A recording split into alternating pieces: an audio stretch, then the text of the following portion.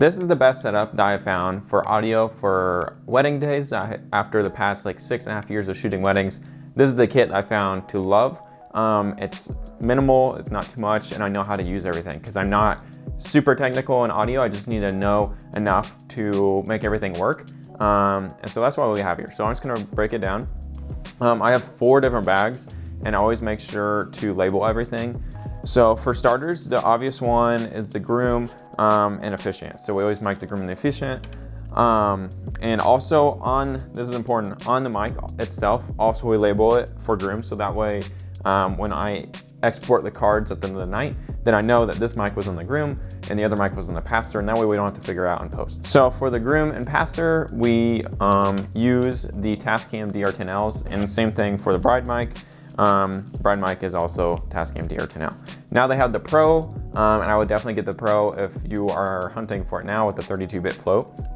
But I haven't seen a reason really to upgrade yet because this records at a regular level and then a lower level, and I've never needed anything other than that. But if I was buying it right now, I would definitely get the Pro level.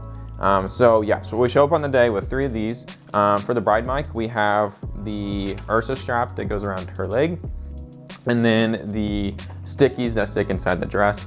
And so that's the main, like, if you start off with that, that's a great start.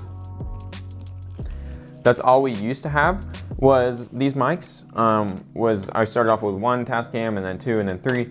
So that's a great starter. But then for filming and the reception and the ceremony part of the day, it's super important to get the DJ audio as a backup, and also sometimes it's better than yours. So what we use is the Zoom F3 for the main recording, like their audio. So we'll either hook this up with the receiver or the speaker or whatever they have available.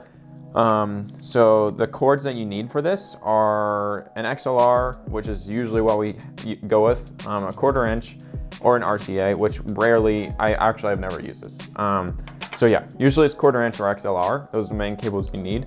And then just to show you how simple this is, all you do is literally plug it in, and then it's gonna show you your level on here, and you can push up or down to make it bigger or smaller, so to make sure that it's not peaking or anything, and that's it. There's no settings that you really need to set up.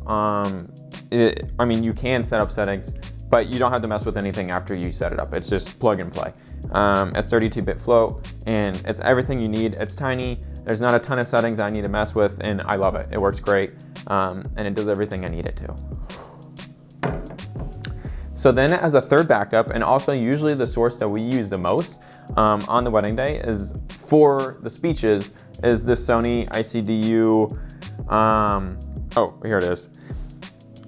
It is the Sony ICDU X570, and we use this mic sleeve, and we put it onto the actual mic, so it's sitting on the mic like this, and that way it's getting the person speaking right from their mouth, and then also you can hear the room audio. And so that's the one con of this, is you're only getting the speaker's voice, whereas this, you're getting the room audio too. So it's another great backup, but really it's the main audio source. Sony has upgraded this, which is the Sony TX something. I'm sure if you Amazon it will pop up, and it's about like 1/2 the size. So it's just a little bit smaller, but this has done so good for us. It's not really a big reason to upgrade, but these are so cheap. They're like $100, and we use the audio source from like every wedding day. So some ways that we use the DJI mics, these are really a backup for us on a wedding day. But if there are multiple speakers, like speeches like at the same time, we will use the DJI mics, and we will hook up kind of similar with the Sony system. We have these mic sleeves. This will go around the mic, and we'll stick this on it. And that way we're recording both of those at the same time, and it's just another good backup to have. So obviously these will record into the camera, but also they record on their own in the mics too. So it just makes me comfortable knowing, like, even if the receiver messes up or something, we have the original audio source on here. Okay, so that is everything. So 3 Tascam DR10Ls, the Zoom F3, the Sony ICDU. DJI mics are really just a bonus. You don't have to have them, but we already use them for content creation anyways. So we figured they're great to bring on the wedding day, and they have saved us a few times. I hope this helped you guys set up your audio system, because it took us a lot of time to figure out and play and see what works for us, and we love the system.